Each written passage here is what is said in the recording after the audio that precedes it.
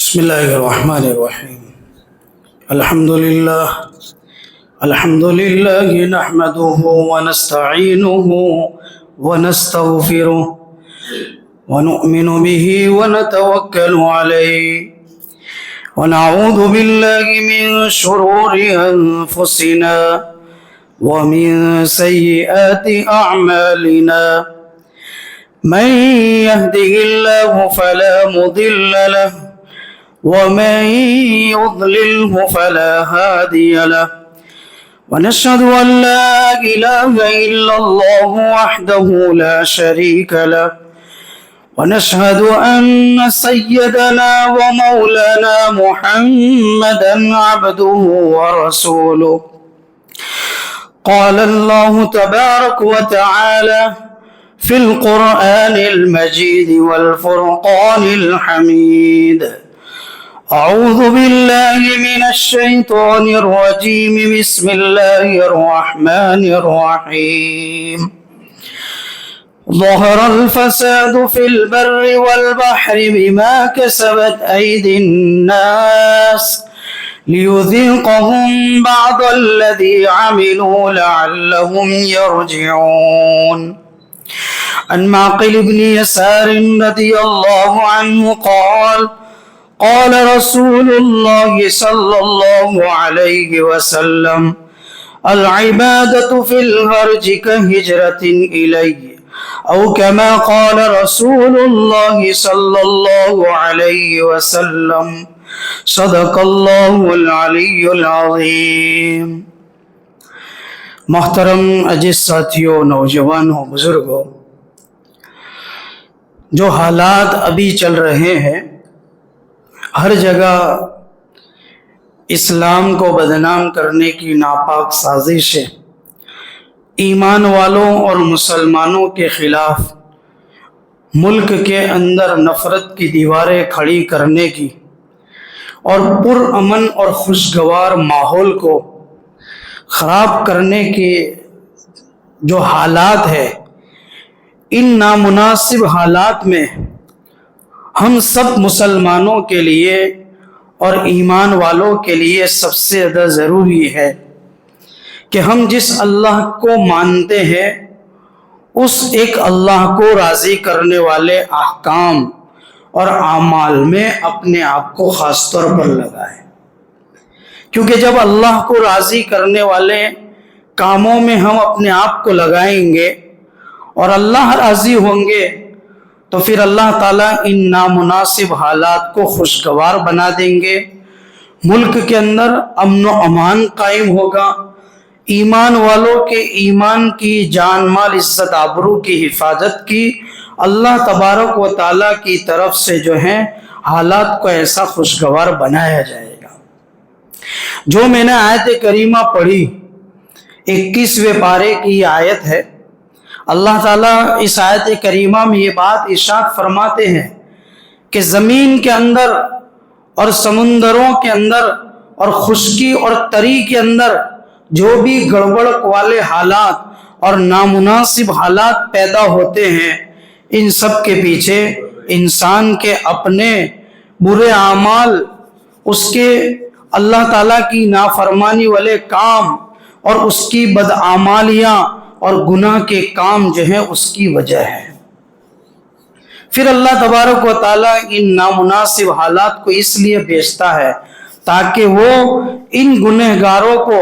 اور جو غفلت میں زندگی گزار رہے ہیں ان کو تھوڑا اپنا عذاب کا مزہ چکھائے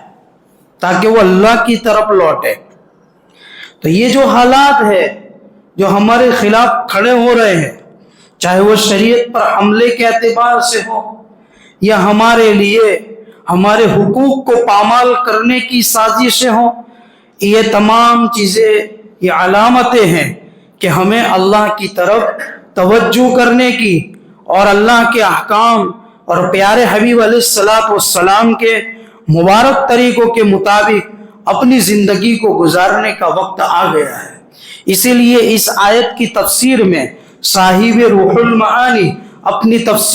تفسیر روح المعانی میں امام ضحاک رحمۃ اللہ علیہ کا یہ قول نقل فرماتے ہیں کہ جب اللہ تعالیٰ نے اس کائنات کو بنایا اور پیدا کیا تو پوری دنیا کے اندر کوئی جگہ غیر آباد نہیں تھی، پوری دنیا کے اندر کوئی زمین بنجر نہیں تھی، کوئی کانٹے دار درخت نہیں تھا، بلکہ سمندروں کا پانی بھی میٹھا تھا۔ یہ تمام چیزیں اس وجہ سے تھی کہ اللہ نے اس کائنات کو جو ہے بنایا تھا تو وہ پوری آباد تھے۔ لیکن اس زمین کے اوپر اور اس روئے زمین کے اوپر حضرت آدم علیہ السلام کے بیٹے قابل نے جب اپنے بھائی حابیل کا مرڈر اور ناحق قتل کیا تو صرف اس ایک گناہ کی نحوست کی وجہ سے اللہ تبارک و تعالیٰ نے زمین کے اندر ایک بھونچال کو برپا کر دیا اور زمین کے ایک پورے حصے کو اللہ نے بنجر اور غیر آباد بنا دیا۔ اسی گناہ کی نحوست کی وجہ سے جو اللہ تعالیٰ نے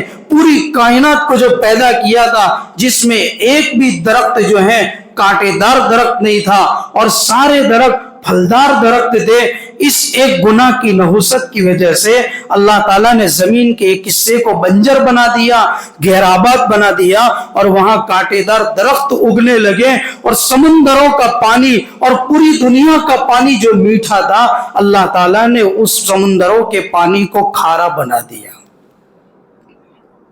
صرف ایک گناہ کی نحوست کی وجہ سے۔ ہم لوگ گناہ پر گناہ کرتے ہیں۔ ہم ہماری 24 گھنٹے کی زندگی دیکھیں، اٹھنے سے لے کر سونے تک کی زندگی دیکھیں، ہمارا اٹھنا بیٹھنا چلنا پھرنا،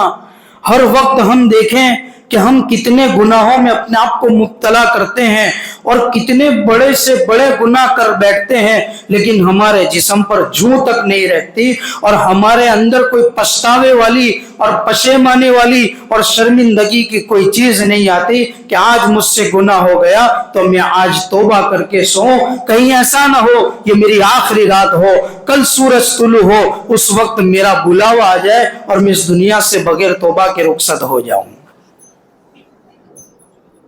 صرف ایک گناہ کی نحوست کی وجہ سے۔ اسی لیے مسند احمد کی روایت ہے کہ آدمی جب گناہ کرتا ہے تو اس گناہ کی نحوست کی وجہ سے اللہ تعالیٰ اس کو روزی سے دور کر دیتا ہے اور روزی اس کے لیے دور ہو جاتی ہے۔ صرف گناہوں کی وجہ سے آدمی کی روزی پر ایفیکٹ پڑتی ہے۔ بہت سے لوگ سمجھتے ہیں کہ میں بہت اچھا کما لیتا ہوں اور ہر مہینے اچھے سے اچھا جاتا ہوں، لیکن روزی کا دور کرنے کا ایک مطلب یہ ہے کہ اللہ تعالیٰ جو رزق دیتا ہے اس رزق کے اندر اللہ برکت کو ختم کر دیتے ہیں۔ اسی لیے ہمیں چاہیے کہ ہم اپنے آپ کو گناہوں سے بچائیں۔ ترمذی شریف کی روایت ہے، اللہ کے نبی علیہ السلام کے سامنے دو آدمیوں کا ذکر کیا گیا، بتایا ایک شخص وہ ہے جو بہت زیادہ نفلی عبادتوں کے اندر مشقت اٹھاتا ہے، محنتیں کرتا ہے، اور دوسرا وہ شخص ہے جو بہت زیادہ نوافل کا اہتمام نہیں کرتا لیکن اپنے آپ کو گناہوں سے بچانے کا اہتمام کرتا ہے۔ تو یہ سن کر تاجدار مدینہ حضرت محمد رسول اللہ صلی اللہ علیہ وسلم نے بات ارشاد فرمائی کہ وہ شخص بہت زیادہ قابل تعریف ہے اور سعادت مندی کے لائق ہے، اور اس سے بڑی خوبی کیا ہو سکتی ہے کہ انسان اپنے آپ کو گناہوں سے بچائے۔ اس سے بڑی کوئی خوبی اور سعادت مندی کی چیز نہیں ہو سکتی ہے، اور اس کے مقابلے میں اور کوئی سعادت مندی کی چیز ہے ہی نہیں کہ آدمی اپنے آپ کو گناہوں سے بچانے کی فکر کرے۔ ہم سب کے لیے اشد ضروری ہے کہ اس زمانے کے اندر، فتنوں کے زمانے کے اندر، گڑبڑ والے ماحول کے اندر سب سے بڑی ہم اپنے آپ کی یہ فکر کریں کہ میری اور آپ کی ذات سے اگر کوئی گناہ ہو جاتا ہے تو اس سے فوراً توبہ کر لیں اور گناہوں سے اپنے آپ کو بچانے کی فکر کریں۔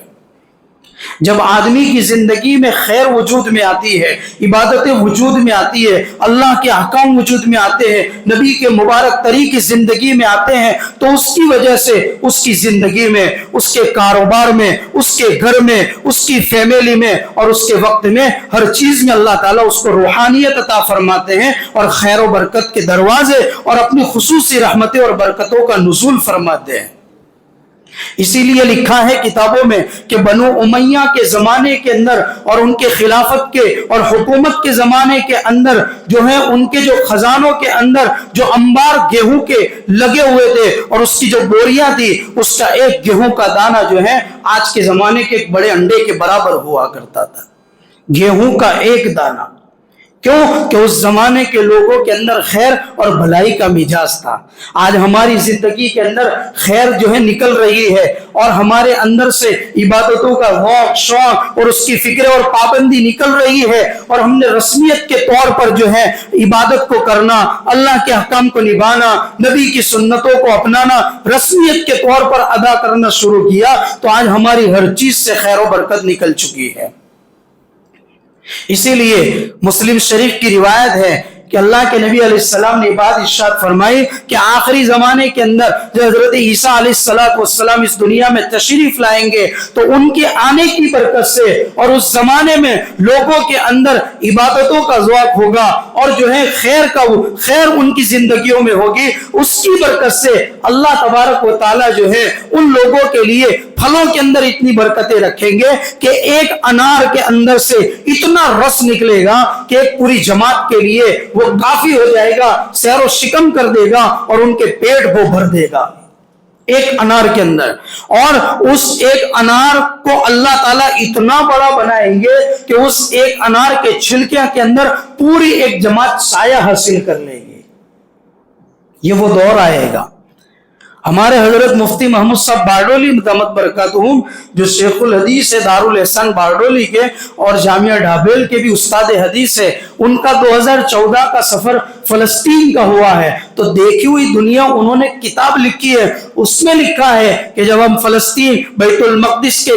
गेट के ऊपर और दरवाजे पर पहुंचे हैं तो हमने वहां के फ्रूट को देखा, फलों को देखा, तो वहां का एक संतरा जो है आज के हमारे यहाँ के एक तरबूज के बराबर है और वहां का एक तरबूज इतना बड़ा है कि 10 आदमी आराम से खा सकते हैं।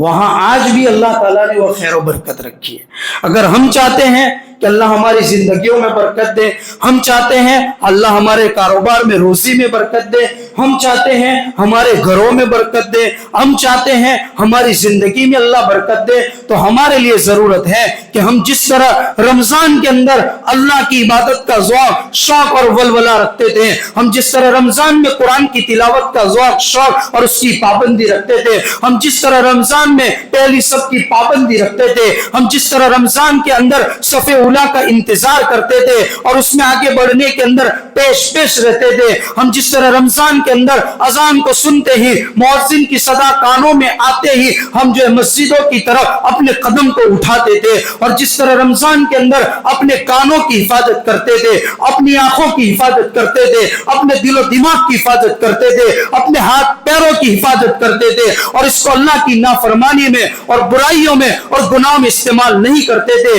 इस तरह रमजान के बाद भी अगर हमने अपने आप को उसी पाबंदी के साथ रखा तो वही रमजान के अंदर जो अल्लाह ने खैर और बरकत के दरवाजे खोले थे, रमजान के बाद भी अल्लाह वो खैर और बरकत के दरवाजे हमेशा के लिए अपने लिए खोल के रखेगा।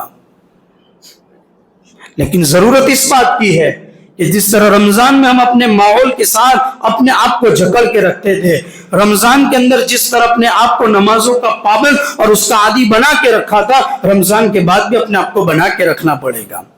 बहुत बड़ी बात शेखुल इस्लाम अल्लामा इब्ने तैमिया रहमतुल्लाह अलैह ने लिखी है। किसी ने पूछा हजरत से कि हजरत रमजान की इबादतें, रमजान के रोजे, रमजान की ज़कातें, रमजान की नमाजें, रमजान का सदका फितरा, रमजान की तरावियां, रमजान की तहज्जुद की इबादतें, रमजान की दुआएं, ये सारी कबूल हुई कि नहीं हुई, इसकी क्या अलामत है आप बताइए।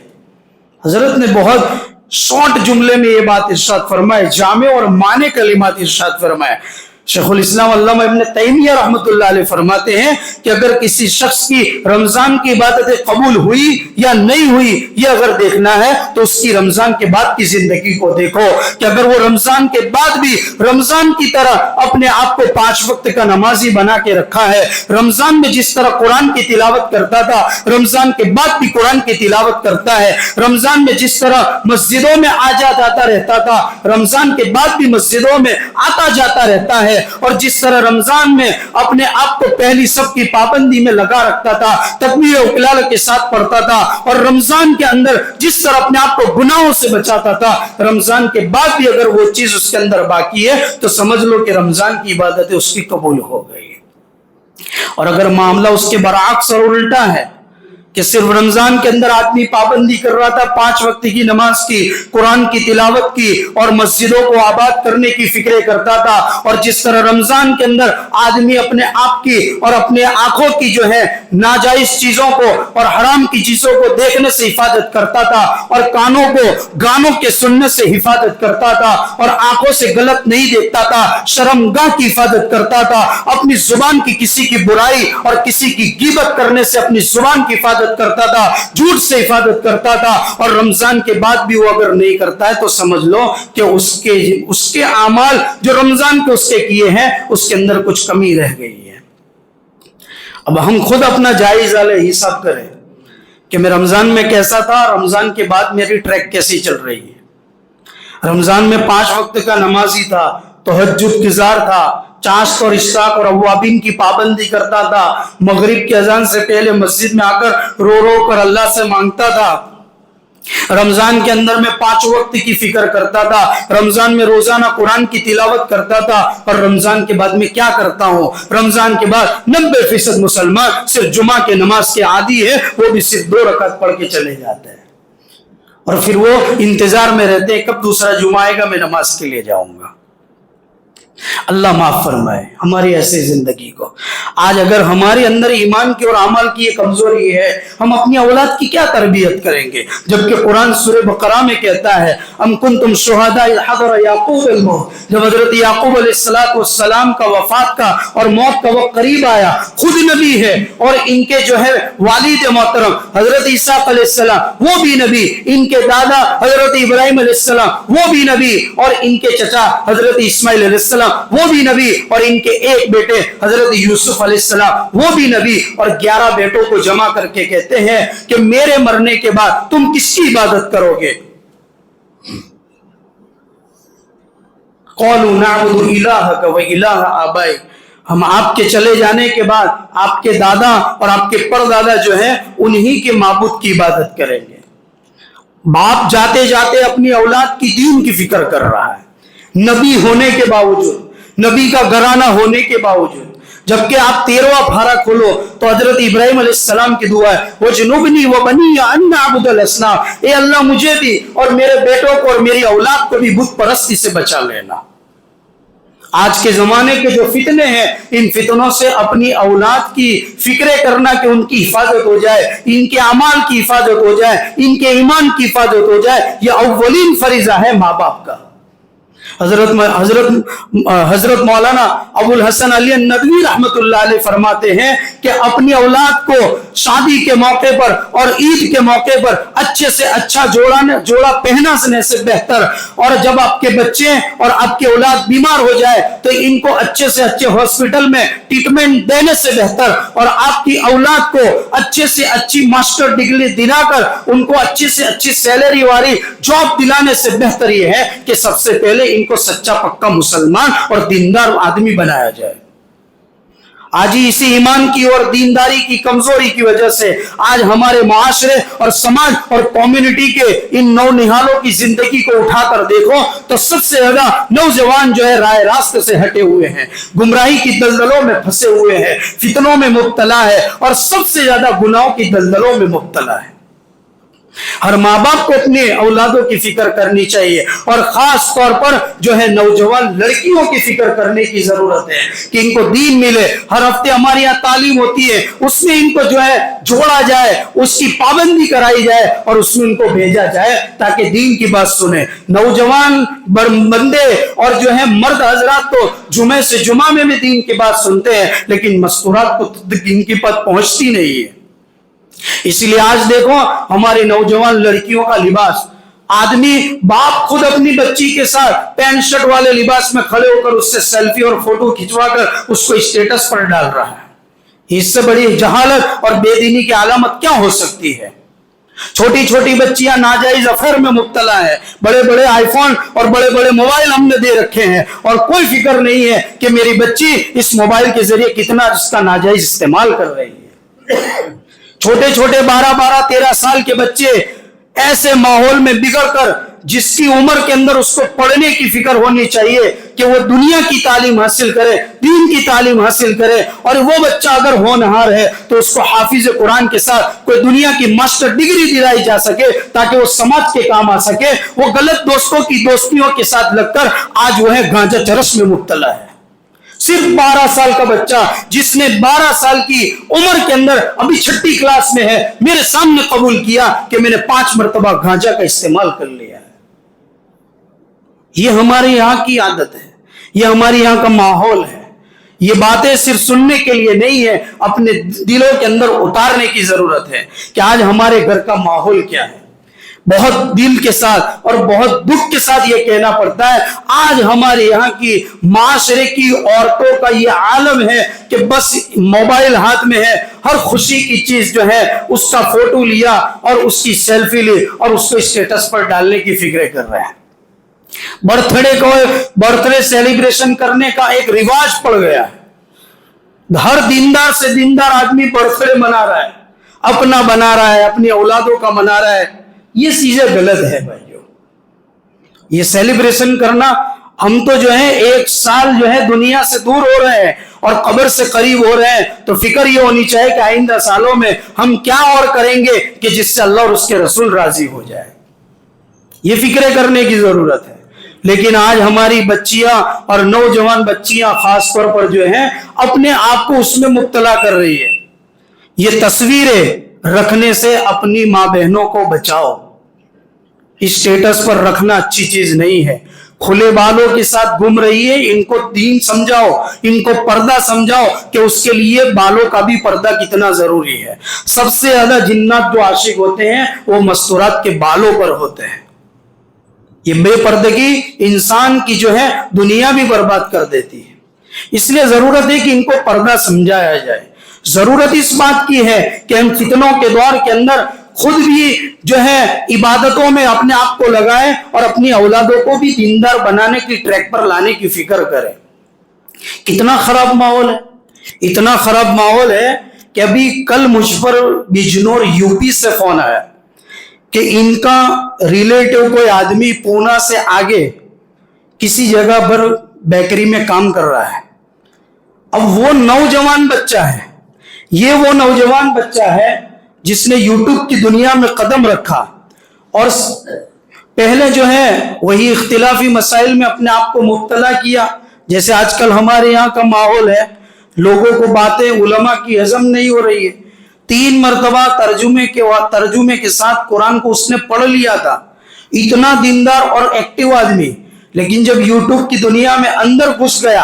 اور کسی عالم کے ہاتھ نیچے نہیں رہا اور خود اندر چلتا چلا گیا، تو پھر وہی علماء کی جو باتیں ہیں کہ آدمی علماء کو چھوڑ کر دین کو حاصل کرنے پر جائے گا تو اس کے ایمان کا خطرہ ہے، وہی چیز سامنے آئی۔ فون پر بجنور سے مجھے بتایا گیا کہ یہ نوجوان آدمی، یہ نوجوان بچہ جس نے اپنے آپ کو 3 مرتبہ ترجمے والا قرآن پڑھا، بہت سی چیزیں اس کو دین کی ایکٹیویٹی معلوم تھی، لیکن وہ یوٹیوب کی دنیا میں گھس گیا تو ایسا بن گیا کہ اس نے اپنے آپ کو لبرل بنا دیا۔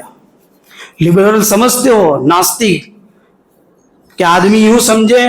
کہ اللہ کا کوئی وجود نہیں ہے، یہ دنیا خود بخود پیدا ہوئی ہے، ہم نے انسانوں نے اللہ کے وجود کا صرف تصور اور خیال کیا ہے، حقیقت میں اللہ کوئی چیز نہیں ہے، ایسے خیالات۔ پھر اسی طرح کہ اللہ نے لفظ کن سے یہ دنیا کو بنایا تھا، تو پھر میسنجر حضرت محمد رسول اللہ صلی اللہ علیہ وسلم کو بھیجنے کی کیا ضرورت تھی؟ لفظ کن سے ہر چیز چل سکتی تھی، میسج بھی پہنچا سکتے تھے کہ میری عبادت کرو۔ پھر ایک سوال کہ اگر میسنجر بھیجا گیا اور حضور اکرم صلی اللہ علیہ وسلم دنیا میں تشریف لائے تو سیدھے سیدھے دین کی بات پہنچا سکتے تھے. ان کو اتنی قربانی، مجاہدہ اور اتنی زیادہ تکلیفیں اٹھانے کی کیا ضرورت پیش آئی؟ اسی طرح وہ اشکال کرتا ہے کہ کہتا ہے کہ مجھے نماز میں اتنا سکون نہیں ملا جتنا سورج اگتا ہے اور میں اپنے جو ہے گھر کے چھت کے اوپر بیٹھ کر وہاں بیٹھ کر جو دھیان لگاتا ہوں اس میں جو مجھے سکون ملا وہ نماز میں نہیں ملتا ہے.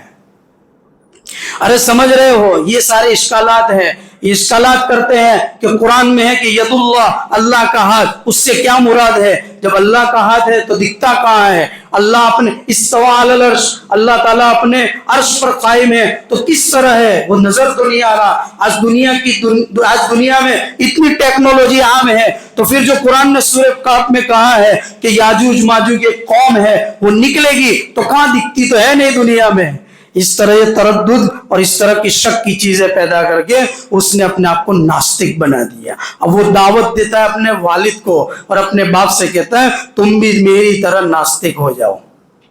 اپنی بیوی سے کہتا ہے تم بھی میری طرح ناستک ہو جاؤ. میں نے آخر میں پوچھا کہ وجہ کیا بنی کہ آدمی ایمان سے ہٹ کر اور اپنے ایمان کو ہلکا سمجھ کر یہ ناستک اور لبرل کی طرف گیا کیسے؟ تو کہا یوٹیوب سے سن کے. ارے سمجھ رہے ہو؟ ہم کسی چیز سے روکتے ہیں تو اس کی بھی کوئی وجہ ہے. پروفیشنل طریقے سے جو چیز حاصل کی جاتی ہے اس کی خیر برکت روحانیت الگ ہوتی ہے، ورنہ پھر یہی معاملات سامنے آئیں گے. اس لیے ضرورت اس بات کی ہے کہ ہم اس زمانے میں علماء کی قدر کریں اور اپنے آپ کو رمضان کی طرح رمضان کے بعد بھی 5 وقت کی نماز کا پابند بنائیں. دعاؤں کا اہتمام کرے، روزانہ استغفار کرے، درود شریف کا اہتمام کرے اور خاص طور پر اپنے آپ کو گناہوں سے بچائیں.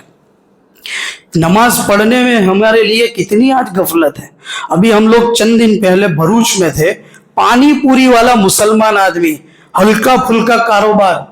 لیکن ہم اس کی پانی پوری کی لاری پر کھڑے تھے. عصر کا وقت ہوا، فوراً اتنا سا پٹھا اس سے اپنی لاری پر رکھ دیا کہ نماز کا وقت ہو گیا، نماز کے بعد. اور اپنے اس کے بازو میں برف کا گولا بیچنے والا تھا، میرے سامنے اس کو کہا چلو بھائی اب نماز کے لیے جاتے ہیں. دونوں لاری والے نماز کے لیے چلے گئے. وہاں کسٹمر کھڑے تھے، وہ کھڑے کے کھڑے رہے. اگر آپ کو کھانا ہے تو میں نماز کے بعد دوں گا. آج بھی ایسے لوگ پڑے ہیں جن کے اندر نماز کی اتنی فکریں ہیں، اور ہمارے سامنے کاروبار آ جائے، ہمارے سامنے پروفٹ آ جائے، ہمارے سامنے دھندا آ جائے، ہمارے سامنے نفع آ جائے تو آدمی فجر سے پہلے اٹھ سکتا ہے لیکن فجر کی نماز کے لیے نہیں جا سکتا ہے. آپ کبھی چکر لگاؤ، میں درد کے ساتھ کہتا ہوں یہاں چکر لگاؤ اور ٹول ٹیکس سے آگے جاؤ، سن فارما کے سامنے کھڑے رہو، پولی کیک کے سامنے کھڑے رہو، ہزاروں بائیکیں اور 4 ویلریں نظر آئے گی جو اپنی دنیا کی جاب کے لیے جو ہے فجر کی نماز سے پہلے آ جاتے ہیں. اور ایک مسلمان کو اس بات پر یقین نہیں ہے کہ میں فجر پڑھوں گا تو فجر کی نماز کی برکت سے اللہ تعالیٰ آج کی میری روزی کی کفالت کر لے گا. غیر مسلم کو یہ یقین ہے وہ فجر سے پہلے اٹھ جاتا ہے. ہماری ابھی کینیا میں جماعت گئی، اس کی کارگزاری سنو. کینیا میں جماعت گئی، کینیا کے اندر دیکھا کہ لوگ غربت میں ہیں، جانور چراتے، بکریاں چراتے ہیں، پانی کی اتنی کمی ہے کہ ندی سوکھی پڑی ہے اور اس کے اندر کھڈا کرنا پڑتا ہے تو اس میں سے پانی نکلتا ہے. وہ بھی کئی کلومیٹر دور جا کر پھر وہ ڈول میں پانی بھر کر مسجد میں لاتے، اس سے وضو کرتے ہیں. گھروں مسجدوں میں کوئی ایسیا نہیں، کوئی پنکھے نہیں، کوئی لائٹ نہیں، اور مسجد وہی پرانے زمانے کی ہے، لکڑیوں کی، اور اس کے اندر لوگوں کے لیے نماز پڑھنا اور اللہ کی توحید پر یقین کرنا اتنا مضبوط ان کا یقین ہے کہ آدمی بیمار ہو جائے تو مسجد میں لے آتے ہیں، دم کروا دیتے، اچھا ہو جاتا ہے، شفا مل جاتی ہے. اور پردے کا مستورات کا یہ عالم ہے کہ 3 سال سے بچی سے لے کر 90 سال کی عمر رسیدہ عورت بھی جو ہے برقعے اور پردے میں نظر آئے گی. لوگوں کو قرآن کو یاد کرنے کا اور اس کے پڑھنے کا اتنا ذوق، شوق اور ولولہ ہے کہ عورت سے لے کر بوڑھے سے لے کر چھوٹے بچے سے لے کر تمام کی زبانوں پر ہر وقت قرآن جو ہے آتا رہتا ہے، ہر وقت قرآن جاری رہتا ہے، ہر وقت قرآن کی تلاوت کرتے رہتے ہیں. اور کسی کے گھر میں سانگ اور میوزک نہیں بجتا ہے. جس گھر میں سانگ اور میوزک بجتا ہے وہ عیسائی کا گھر ہوتا ہے. इसीलिए हजरत मुफ्ती अहमद खानपुरी दामत बरकातुहूम ने महमूदुल मवाइज अपनी किताब में लिखा है कि ईसाइयों के पॉप और पादरियों ने मिलकर यह मशवरा किया कि हम तोपों से और मिसाइलों से मुसलमानों को खत्म नहीं कर सकते, इनको खत्म करना है तो इनके अंदर दो चीजों का वायरस छोड़ दो, ये इनके ईमान से हाथ धो बैठेंगे। वो वायरस क्या है कि खूबसूरत औरतों के पीछे इनको लगा दो और इनको शराब के नशों में लगा दो। आज देखो हमारा छोटा से छोटा नौजवान इसका मसाज पार्लर की आड़ के अंदर जिनाकारी में मुब्तला है, और इसी तरह नशा देखो तो कोई गांजे का नशा करता है, कोई अफीम का नशा करता है, कोई पाउडर और बटन का नशा करता है, कोई बियर और दारू का नशा करता है, और इससे हम बाहर आने के लिए तैयार नहीं है। अगर इन्हीं चीजों के अंदर मुब्तला रहे, हमारी आने वाली नस्लों के अंदर कभी जो है दीन बाकी नहीं रहेगा। अगर दीन बाकी रखना है, जरूरत इस बात की है कि अल्लाह ताला ने हमें जो ईमान दिया उसकी कदर करें। मौत का झटका हर एक को आना है, और वो कब आएगा वो यकीनी चीज है, लेकिन वो आएगा जरूर। इससे पहले पहले हम तौबा कर लें और अल्लाह को मना लें, अल्लाह को राजी कर ले। और इस जमाने के अंदर अगर हम चाहते हैं कि सारी सिस्टम दुनिया की हमारे फेवर में चले, तो जरूरत इस बात की है कि अल्लाह को राजी करने वाले अमाल में अपने आप को लगाएं। भाई लगाएंगे इंशाअल्लाह। अल्लाह हम तमाम को नेक अमल की तौफीक अता फरमाए। व आखिर दावाना अल्हम्दुलिल्लाह।